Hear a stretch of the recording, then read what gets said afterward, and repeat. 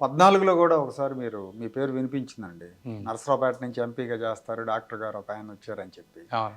కానీ అప్పుడు ఎందుకో అది ఆగిపోయినట్టుంది. ఎందుకట్లా అది అప్పుడు ప్రాబ్లమ్? వాస్తవం ఏమైందంటే 2013, 14లో హ్మ్. చంద్రబాబు నాయుడు గారు ఆ రోజున నేనిట్లా యంగ్‌గా ఉండి 37 ఇయర్స్ అప్పుడు నా ఏజ్. హ్మ్. సక్సెస్ అయినప్పుడు ఆయన పిలిచారు. ఇట్లా మీలాంటి యువకులు, చదువుకున్న వాళ్ళు, కష్టపడి పైకి వచ్చిన వాళ్ళు రాజకీయాల్లోకొస్తే హ్మ్. బెటర్‌గా ఉంటుంది అనే ఉద్దేశంతో ఆ రోజున ఇన్వైట్ చేశారు. హ్మ్. అలానే నేను కూడా వచ్చి చేసుకున్నా. కాకపోతే కొన్ని ప్రత్యేక పరిస్థితుల వల్ల హ్మ్. అప్పుడున్న సిట్యుయేషన్‌లో హ్మ్. తెలుగుదేశం పార్టీ అధికారంలోకి రావటం చాలా ఇంపార్టెంట్ కాబట్టి, రాష్ట్ర విభజన జరిగి ఉంది. రాష్ట్ర విభజన జరిగి ఉంది కాబట్టి, హ్మ్. ఎస్టాబ్లిష్డ్ పొలిటీషియన్స్ అంటే రాయపాటి సాంబశివరావు గారు గాని, అలాంటి వారు వాళ్ళకున్న ఇన్‌ఫ్రాస్ట్రక్చర్ బెనిఫిట్ అవుతుంది హ్మ్. అనే ఉద్దేశంతో నన్ను అప్పుడు ఆ రోజు ఆగమన్నారు. హ్మ్. దానికి మనం యాక్సెప్ట్ చేసాం. హ్మ్. ఓవరాల్‌గా బెనిఫిట్ స్టేట్‌కి ఇంపార్టెంట్. అవునండి. మనకి ఇంకా చాలా వయసుంది. సో, ఆ విధంగా జరిగిందే తప్పించి ఇందులో వేరేదేమీ లేదు. ఫైటర్ డిఎన్ఏ అన్నారు. అవును. ఏంటది? ఫైటర్ డిఎన్ఏ అంటే ఇప్పుడు మీరు అంటే మీ ఎప్పుడైనా పెమసాని వాళ్ళందరూ ఫైటర్స్ అనే? అంతే కదా!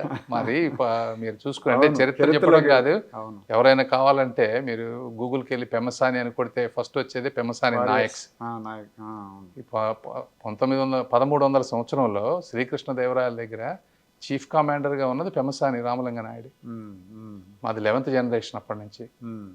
వాళ్ళు వీళ్ళు వేరే వాళ్ళు వచ్చి కాంకర్ చేయాలన్నప్పుడు హిందూ సామ్రాజ్యాన్ని మొత్తాన్ని హ్మ్. కాపాడిన వ్యక్తులు. హ్మ్. ఆ రోజుల్లో 80,000 మంది సైనికులు ఉండేవారు హ్మ్. చీఫ్ కమాండర్ దగ్గర. హ్మ్. సో అల్టిమేట్‌గా గండికోట ఆ సామ్రాజ్యాన్ని ఆక్యుపై చేయటానికి పెమ్మసాని వారిని పాయిజన్ పెట్టి చంపిన తర్వాత మాత్రమే అది సాధ్యమైంది. Hmm. That is the DNA we have. So, ఆ డిఎన్ఏతో ఇప్పుడు మీరు కథన రంగంలోకి దిగుతున్నారు. అంటే ఎందుకు చెప్తున్నానంటే it is I am not అదే పరిస్థితులను చూసి బెదిరిపోయే బెదిరిపోయే డీఎన్ఏ కాదు అని చెప్తా ఉన్నాను. హ్మ్.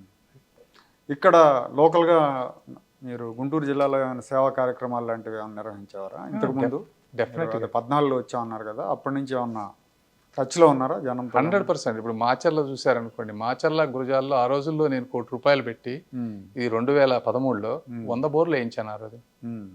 బోరుకు ₹1,00,000 ఆ రోజున. హ్మ్. ఆ రోజుల్లో అక్కడ నీళ్లు లేకపోతే. హ్మ్. అలాగే మా ట్యాంకర్స్ ఈ రోజుకి కూడా తిరుగుతూ ఉంటాయి. హ్మ్. డ్రైవర్ శాలరీ, దానికి పెట్రోలు హ్మ్. అన్నీ మేము ఎవ్రీ మంత్ 4-5 లాక్స్ స్పెండ్ చేస్తాం దాని మీద. Still గత ఇప్పుడు 10 సంవత్సరాల నుంచి చేస్తాం. ఈ రోజుకి కూడా ఉంది అక్కడ. హ్మ్. మీరు మాచర్ల అటు పోతే హ్మ్. మా ట్యాంకర్స్ తిరుగుతూ ఉంటాయి. హ్మ్. అలానే ఇప్పుడు మా గుంటూరు మా నేటివ్ ప్లేస్ తీసుకున్నారనుకోండి బురిపాలెం. హ్మ్.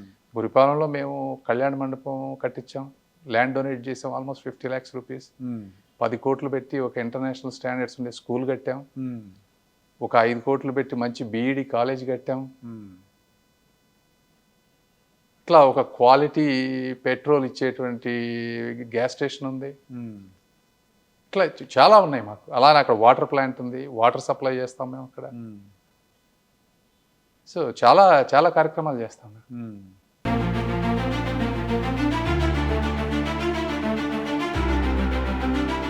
Like, share and subscribe to Rajaniti channel.